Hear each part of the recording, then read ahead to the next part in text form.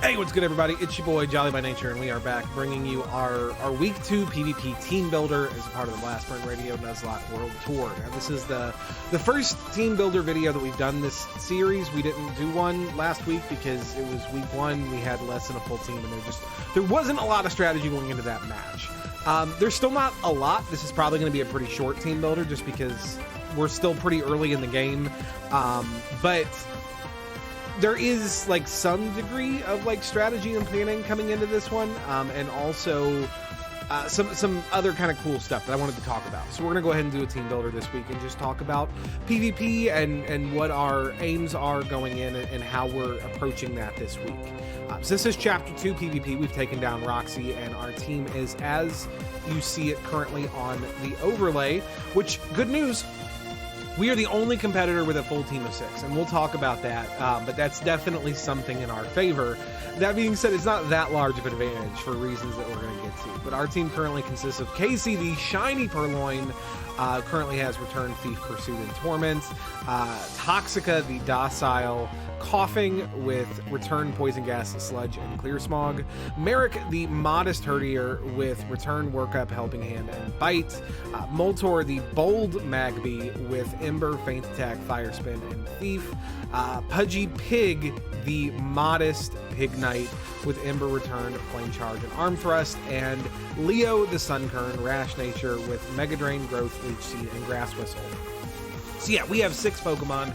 Our next closest competitor, actually both of our next closest competitors, Mes and Celes, both have teams of 4. Mes's gameplay is complete, and his roster consists of Juju, his Snivy, Manny, his Swaddle, Scuttle, his Pidove, and Xanatos, his Magnemite. Celeste's gameplay is ongoing, and so it's possible that her roster will change, but she's gotten all of her encounters this week. So, barring a shiny at the very last minute, she's coming in with 4 or fewer Pokemon. Her roster currently consists of her Oshawott, her Herdier, her Growlithe, and her Magnemite. This is doubles PvP week, which is definitely a thing, and I think is a thing that's in my advantage for a couple of reasons. Again, having 6 Pokemon as opposed to 4 from each of our opponents is definitely an advantage. That being said, the 2 extra Pokemon we have in comparison to them are a Sunkern and a Purloin, right? It's not like we're bringing super high quality dudes, and unfortunately we're stuck with that Purloin forever until it dies. So it's not like it's a case of, well, next week it can go in the bank like it is with Leo the Sunkern. Casey's here to stay, which isn't the best, but it's not the worst either. We did fully EV train Casey, and like if you look at his stats, 38 attack, 42 speed, like unevolved, like that's pretty comparable to most of the rest of our team. Second fastest thing that we have, unevolved, so that's pretty cool. Magby, Moltor the Magby actually has really like surprisingly good stats, and I'm really kind of excited for it. I wasn't hoping for a second fire type. Obviously that's less than ideal from like a team building type building perspective, but stuff dies in Nuzlocke, so this gives us, you know, a backup option if something happens to Pudgy, or even if it just turns out to be better, it gives us a different option. I'm normally very, very against the concept of benching starter Pokemon, but I might just have to make an exception in this case, depending on how these two kind of work out as they go, for a number of reasons, and if it comes to that, we'll talk about it. But yeah, like I feel pretty good about the team. I feel like we match up really, really well against Mes. Again, 3/4 of Mes's team literally is weak to fire, and we have 2 fire types. So that's obviously really, really good for us. I think Mes's only hope in this matchup is to try to get rid of both of my fire types before Xanatos the Magnemite hits the field, because like we have other things to hit his grass types, but realistically Pudgy and Moltor are our only options for the Magnemite, and so he's going to try to focus them down pretty heavily, I think, and we're going to have to preserve them as best we can until that magnet hits the field and we can remove it. On the opposite side of the coin, I actually think Celes has a very good matchup against me, and I'm going to have to play very carefully to pull out a win in that case. The fact that she has the water starter, which means she has a starter that is good against a third of my team, And obviously, like, my answer to it is a Sunkern, so that's less than ideal, right? She has her own Lillipup. I think hers is also an Intimidate Herdier. I'm not entirely sure, to be honest with you. She doesn't have that documented, so I'm kind of going off of from a place of guessing here. But obviously, her having Intimidate, if she does, is less than ideal for me. That negates an advantage that I currently have in having Intimidate on my team. And the combination of her 2 encounters this week are really unfortunate for me, because she also got a Magnemite, which my only real answer to hit is fire type attacks with Pudgy and Moltor, but then she also got a Flash Fire Growlithe, so anytime I click Ember or Fire Spin or Flame Charge, I risk the Growlithe coming out and taking a boost, which really, really sucks.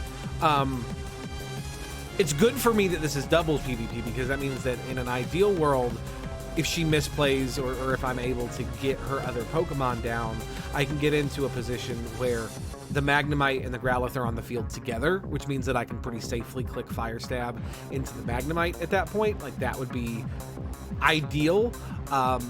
But unfortunately, I can't really focus down the Magnemite until I know where the Growlithe is, and that means that it's going to be able to do some damage to my team, and that's just something that I have to be prepared for. Now, we do definitely want to use a couple of TMs this week. Not a lot of changes, not a lot of major changes, but specifically, we are going to want to give... We're going to want to give Return to Moltor. Moltor is currently rocking, like, both Thief and Feint Attack, which is just really unnecessary, honestly. We're going to override Thief with Return. And the nice thing with that is if we need to go steal some more berries, for instance, if we're not able to fit Thief on anything else, we can slot it right back over there and then put Return back when we're done. So, yeah, Return on Moltor is just a no-brainer. We're also going to give Venoshock to Toxica, which I think is also kind of a no-brainer. I'm really torn on what to put it over, if I'm being honest, because, like, on the one hand, like, putting it over, like, Sledge seems like a no-brainer. Like, it has the same base power, but it lacks the poison chance, and, like, I feel like just being able to click an offensive move and having a chance to proc that poison is good. I definitely don't want to learn it over Clear Smog. Not with Mes having a growth Servine on his team. Like, that's going to be a lot less than ideal for me to not have a method of dealing with that. But if I learn it over Poison Gas, and I lose my reliable method of poisoning. But then Poison Gas is really lackluster. It's only 80 accuracy and it's regular poison. I think we learned Venoshock over Poison Gas. Again, it means that we're not going to be able to click Venoshock as often, because we're going to need Sludge to proc to give the poison before we can start nuking with Venoshock. But, like, I think that that's still better than clicking an 80% accurate move to maybe apply regular poison. So that's what we're going to do.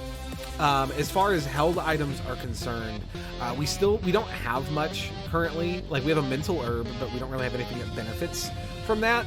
But we were able to steal exactly 6 citrus berries this week. So we're going to go citrus berries across the board.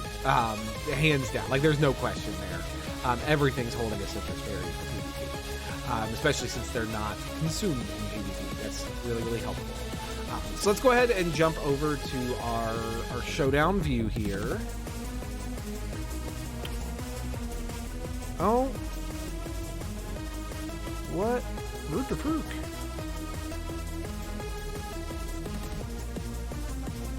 Why am I... Sorry, guys. Oh, I know. When I set up this computer... I haven't used my showdown view for a while. And I was playing with Streamlabs when I got my new PC. So, apologies. There we go. So here's our showdown view. And... Is it not taking up the whole... Okay, no, it is. Sorry. I'm not trying to make life hard here. I just... fucking with shit, apparently.